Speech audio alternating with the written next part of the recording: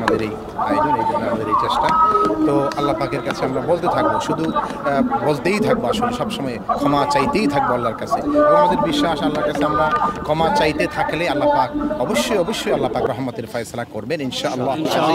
আল্লাহর কাছে আমরা আশা করতেই থাকবো। আল্লাহ পাক বলছেন লা তাকনাতু মির রাহমাতিল্লাহ, আমার রহমত থেকে নিরাশ হয়ে যেও না, আল্লাহ নিষেধ করে দিন। অতএব আমরা রহমতের আশা করেই আমরা দোয়া করছি এবং আমরা সালাতুল ইস্তিসকা আদায় করছি এবং তওবা করবো। আসলে তওবা করা উচিত। যারা শুনছেন আমাদেরকে আমরা বলবো খাঁটিভাবে আল্লাহর কাছে আসুন, সবাই মিলে তওবা করি এবং আল্লাহর কাছে বেশি বেশি ক্ষমা চাইতে থাকি। তওবা ক্ষমা এর মাধ্যমে ইনশাআল্লাহ আল্লাহ পাকের রহমতের ফয়সালা হয়। আসুন আমরা সবাই এইভাবেই আমরা সামনের দিনগুলোতে আমরা বেশি বেশি করে আল্লাহর কাছে ক্ষমা চাইতে থাকবো এবং আল্লাহর কাছে খাঁটি মনে তওবা নাসুহা, একেবারে যেটা খাঁটি তওবা, মন থেকে আল্লাহর কাছে তওবা করে বলা যে আল্লাহ আমি পাপ করব না, পাপের কাজে আমি থাকবো না, আমি সৎ পথে দিনের পথে ইমানের পথে চলবো, এই তৌফিক আল্লাহর কাছে চাওয়া। ইনশাআল্লাহুল আজিজ আল্লাহ পাকের রহমত আমাদের শামিল হাল হবে। আল্লাহ সবাইকে ভালো রাখুন, সবাই ভালো থাকেন, আল্লাহ সবাইকে ভালো রাখেন, আল্লাহ দেশকে জাতিকে হেফাজত করেন। আমিন। আসসালামু আলাইকুম ওয়া রাহমাতুল্লাহি ওয়া বারাকাতুহু।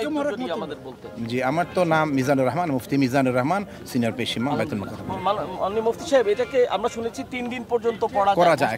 তো আমরা দেখি, আমরা চেষ্টা করব, দেখি যদি আমরা চেষ্টা করব আসলে সার্বিক কিছু পরিস্থিতি যদি আমাদের অনুকূলে থাকে আমরা চেষ্টা করব। যদি ইনশাআল্লাহ। কেন হয় আসলে বিভিন্ন কারণ থাকতে পারে, এর মধ্যে আল্লাহ পাক বলছেন যে তোমাদের ভুল ত্রুটি এগুলো শুধরানোর জন্য তোমরা যেন আল্লাহর পথে ফিরে আসো, এটা একটা বড় কারণ। এছাড়াও আল্লাহ পাকের বহু রকমের হিকমত রহস্য এই দুনিয়াতে আছে। বাকি আমাদের দিক থেকে আমাদের কাজ হলো আল্লাহর দিকে ফিরে আসা, আল্লাহর কাছে আমরা বান্দা হিসাবে, গোলাম হিসাবে আল্লাহর কাছে আমাদের তওবা করা, এটা আমাদের দায়িত্ব। ধন্যবাদ।